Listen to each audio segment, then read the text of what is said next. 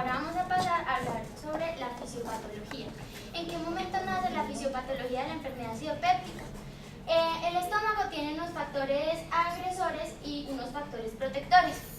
En su estado normal, como ya nos venía comentando nuestra compañera, debe haber un equilibrio entre los factores agresores y los factores protectores estando en un mismo nivel, o bien pueden los factores protectores primar sobre los factores agresores. Pero en este caso, en el caso de la enfermedad acidopéptica, los factores agresores van a adquirir mayor peso. Bueno, entonces vamos a comenzar hablando de los factores protectores. Los factores protectores se dividen a su vez en tres grupos. Estos grupos son los factores preepiteliales, los factores epiteliales y los factores subepiteliales. Comencemos entonces con los preepiteliales, dentro de los cuales está la capa de moco y el bicarbonato. Las células epiteliales todas son secretoras de moco y en conjunto forman una superficie potencialmente secretora de este. Lo que sucede microscópicamente es que en el citoplasma apical de las células hay muchos gránulos de mucina, los cuales están secretando constantemente moco, creando una capa gruesa sobre el epitelio.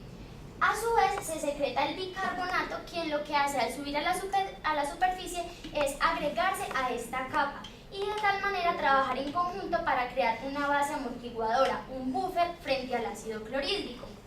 Es importante destacar de que el bicarbonato siempre debe estar secretándose, porque en el momento en el que este se deja de secretar, comienza a haber un daño del epitelio. A su vez, también es importante destacar la función de las células mucosas del cuello, quienes están secretando también constantemente moco, pero este es más fluido.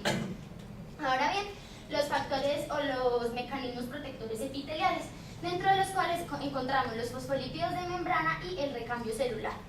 Ya sabemos que los fosfolípidos de las membranas celulares tienen una función de darle consistencia, de darle permeabilidad y selectividad a las células.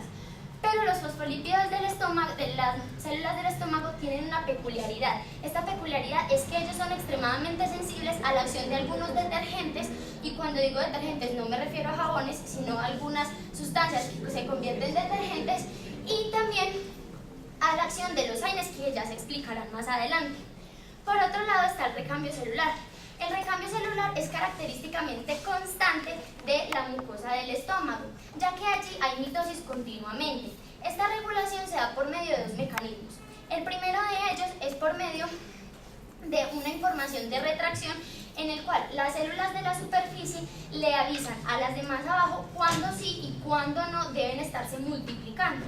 Y por otro lado está el mecanismo del jugo gástrico, quien tiene un efecto atrófico sobre la mucosa y quien se encarga de estimular la síntesis del ADN y del ARN mensajero para la síntesis proteica.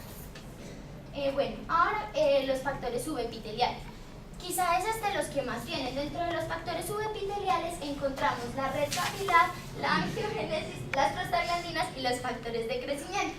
Entonces vamos con la red capilar y la angiogénesis.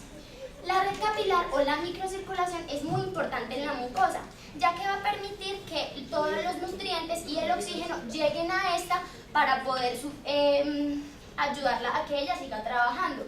Y también permite la eliminación y de tal manera que el flujo se lleve el exceso de iones hidrogeniones que viene del recambio de las mucosas y de las células y de otras sustancias que logran atravesar esta barrera y que no deberían estar allí.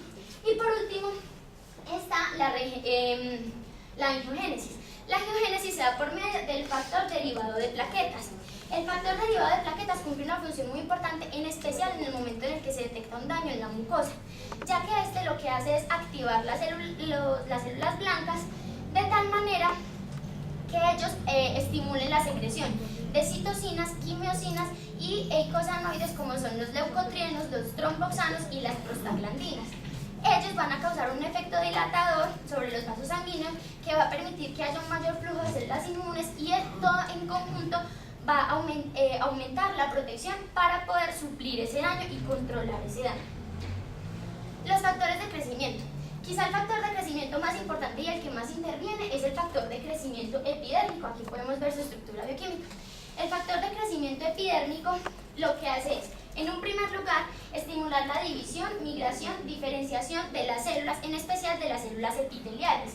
Y por otro lado, inhibir la secreción del jugo gástrico. Esto lo hace cuando hay un daño, ya que cuando hay un daño el factor de crecimiento actúa cada 30 minutos más o menos. Y también lo que hace es actuar como un vigilante luminal de todo el tracto gastrointestinal. Y por último, las prostaglandinas, quizás las más importantes. Hemos visto que todos estos factores actúan en conjunto para mantener ese equilibrio y esa homeostasis del estómago y de todos sus componentes. ¿Qué hacen las prostaglandinas? Las prostaglandinas lo que hacen es disminuir la secreción del ácido clorhídrico, aumentar el flujo sanguíneo hacia la mucosa gástrica, aumentar la liberación de moco y de bicarbonato, aumentar la síntesis de fosfolípidos, quienes ya decíamos que eran también unos vigilantes, y estimular la reparación celular. Ya para terminar, que quede claro qué son las prostaglandinas para que su función esté bien clara. Las prostaglandinas son eicosanoides derivados de los lípidos de membrana, en especial del ácido araquidónico, el cual se da un metabolismo por medio de un complejo enzimático llamado la PG sintetasa, el cual está compuesto entre muchas enzimas por las ciclooxigenasas, que son las enzimas limitantes de este proceso, es decir, sin ciclooxigenasas no vamos a obtener prostaglandinas. Dentro de las ciclooxigenasas están tres: COX-1, COX-2 y COX-3, y ellas son las que se van a encargar, como vemos, por medio de los fosfolípidos de la membrana hacia el ácido araquidónico, y por medio de ellas sintetizar las prostaglandinas, quienes más adelante, por la misma acción de las ciclooxigenasas, se van a especializar. Cabe destacar la importancia de las especialidades de la prostaglandina I y la prostaglandina E2, quienes son las encargadas principales de la vasodilatación y del aumento de la permeabilidad, y asimismo la PGE2, que es la prostaglandina E2, del control de la mucosa gástrica.